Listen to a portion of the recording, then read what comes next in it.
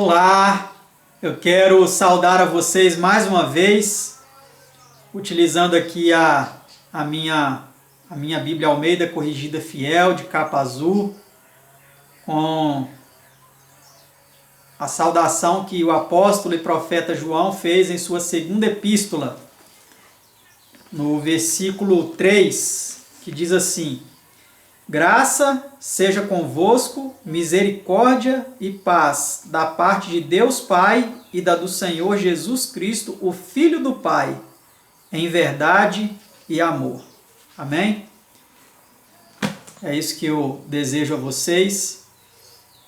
E o estudo de hoje é um estudo menor, muito pequeno, tem apenas 5 perguntas e respostas, mas nem por isso menos importante. É um estudo muito importante que fala sobre a hospitalidade. Ao longo da minha vida eu tenho tido várias experiências com relação a este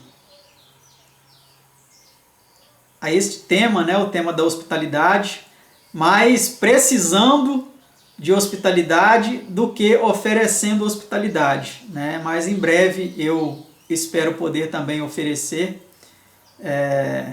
não que eu não tenha oferecido hospitalidade, mas eu mais viajo do que recebo visita, né? Faço muitas viagens missionárias e conto com a hospitalidade de muitos irmãos e irmãs, e agradeço muito aqueles que têm praticado este comportamento cristão, né?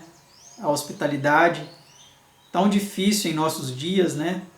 Com famílias não tão estruturadas e esse mundo moderno em que nós vivemos, né? É muito difícil praticar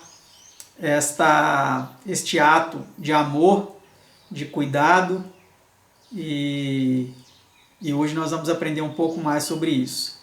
Antes eu convido a você que se coloque de joelhos, nós vamos orar agora e em seguida estaremos fazendo esse breve estudo da Palavra de Deus.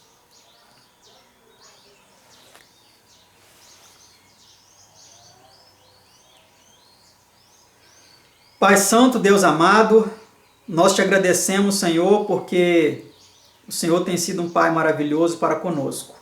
Nós nos prostramos perante a Tua excelsa grandeza, reconhecendo a Ti como o único Deus verdadeiro e adorando a Ti em espírito e em verdade, adorando também ao Seu amado Filho unigênito que o Senhor enviou a este mundo para nos deixar um exemplo de santidade, de obediência, de renúncia. Nós te agradecemos muito, Pai Santo, por Ele também ter morrido por nós na cruz do Calvário. Agradecemos a Ti, Senhor Jesus, por este sacrifício tão perfeito, intenso, puro, verdadeiro, real.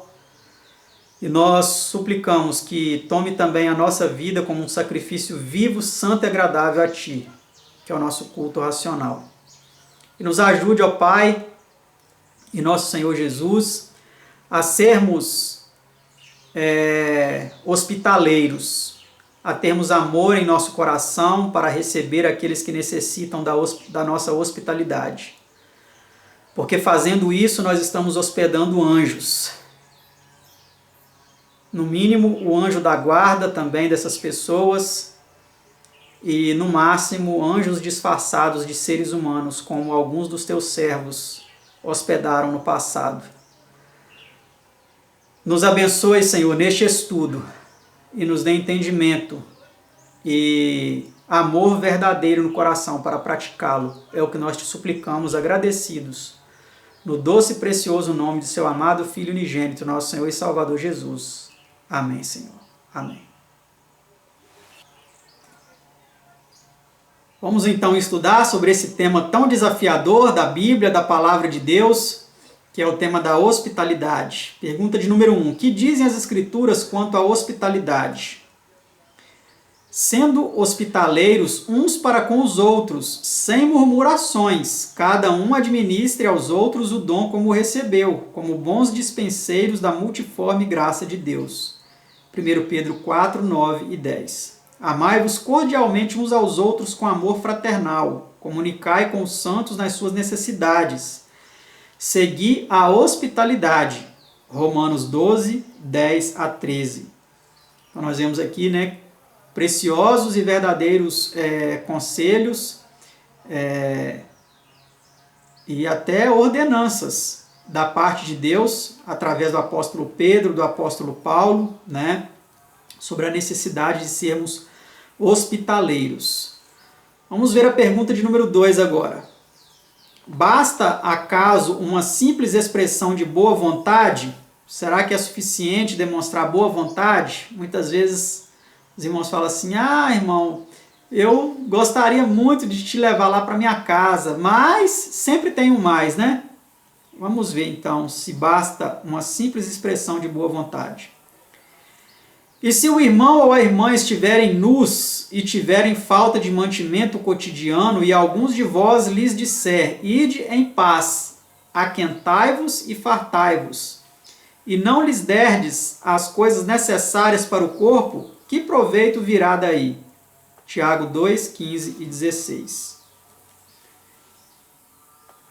Então nós vemos aqui que simplesmente falar, né? Falar assim, irmão, você vai encontrar um lugar para você ficar, eu vou orar por você.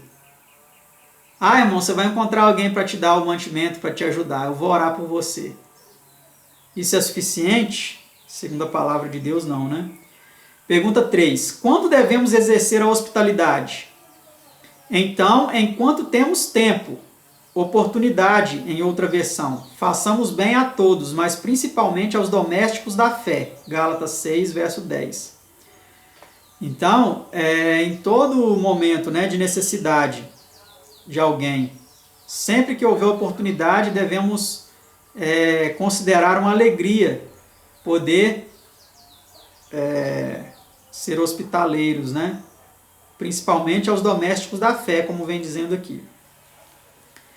Porque hoje em dia nós vamos convir que muitas vezes a gente vê vários casos aí de pessoas que hospedaram pessoas aí estranhas, né, que não eram servos de Deus, ou até que se diziam servos de Deus, mas que redundou até em morte. Então nós precisamos ter muita sabedoria de Deus, né, para saber como lidar com estas coisas. Pergunta 4. Que estímulo nos é dado para hospedar estranhos? Não vos esqueçais da hospitalidade, porque por ela alguns, não sabendo, hospedaram anjos. Hebreus 13, 2, e ver Gênesis 18, 1 a 8 e 19, 1 a 3. Então olha que interessante, né? Nós precisamos, o que deve sobrepujar na nossa vida? Será que é o medo? Ou será que é a hospitalidade? Porque muitas vezes as pessoas ficam com medo, né? Eu vou hospedar a pessoa, mas eu não conheço a pessoa. Mas será que este medo ele está sendo razoável? Porque muitas vezes quem faz o mal para algumas pessoas, inclusive para crianças, né, em questões de abuso e tudo mais, são as próprias pessoas da família. Então nós precisamos ficar muito atentos para não perder a oportunidade de hospedar anjos sem saber, né? Como fala em Hebreus 13, verso 2. Vamos para a pergunta 5. Que bênçãos são prometidas aos que assim fazem? A alma generosa engordará, e o que regar também será regado. Provérbios 11, 25, 1 Reis 17, 8 a 16. Então a alma generosa, né, ela vai engordar. Aqui não está falando de gordura física, não, tá? Obesidade. Falando de abundância espiritual. Então nós vemos aqui com essa pergunta, é a última, né? Eu até achei que tinha mais alguma, mas são 5 perguntas só. Vamos aproveitar o tempo para ler essa outra passagem sugerida aí, 1 Reis 17. 1 Reis 17, 8 a 16.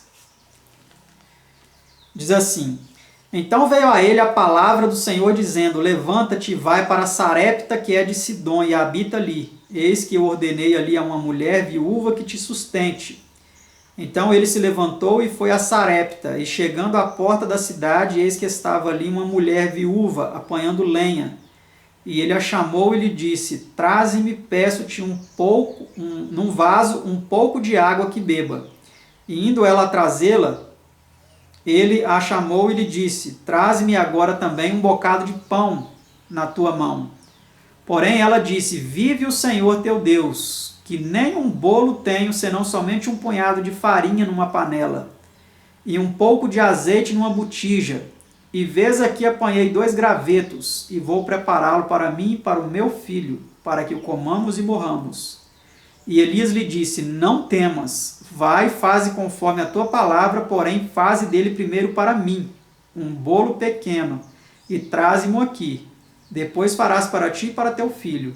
Porque assim diz o Senhor Deus de Israel, a farinha da panela não se acabará, e o azeite da botija não faltará, até ao dia em que o Senhor dê chuva sobre a terra. E ela foi e fez conforme a palavra de Elias. E assim comeu ela e ele e a sua casa muitos dias. Da panela a farinha não se acabou, e da botija o azeite não faltou, conforme a palavra do Senhor que ele falara pelo ministério de Elias. Amém? Então nós vemos aqui, através dessa história, que, humanamente falando, hoje, em nossos dias, muitos poderiam considerar Elias como um egoísta, um explorador de mulheres, de viúvas, né? E uma série de outras coisas. Poderia considerá-lo um vagabundo, né? Que não queria trabalhar, que queria comer às custas de uma viúva. É isso que muitos hoje poderiam falar, vendo essa situação aqui. Vendo apenas esse diálogo, sem saber o que ia acontecer depois. Hoje nós não pensamos dessa forma porque a gente sabe o final da história. Mas o fato é que, será que hoje nós estamos dispostos a tirar da boca do nosso filho e da nossa para dar para um servo de Deus? Será que nós estamos dispostos a isso? Porque ali naquela situação, aquela mulher sabia muito bem que aquele homem era um homem de Deus. Embora ela fosse de Sarepta, de Sidom, um outro país, e é importante notar que Jesus disse que Elias não foi enviado a nenhuma viúva. Tinha muitas viúvas em Israel nos dias de Elias, mas ele não foi enviado a nenhuma delas, senão a viúva de Sarepta de Sidom. E a gente sabe o final da história, né? Sabe que não faltou ali o azeite e a farinha naquela casa, até que voltasse a chover. Que história incrível, né? De hospitalidade, de confiança, de renúncia, de abnegação. Que o Senhor toque no nosso coração. Eu preciso deste toque para tirar da minha boca. Eu não tenho filhos, mas se eu tivesse, vem a pergunta, será que eu tiraria da minha boca e da boca do meu filho para dar para um servo de Deus? Um verdadeiro servo de Deus. Não um desses aí que estão se chamando servos de Deus, mas estão usando a fé dos outros para enriquecimento próprio.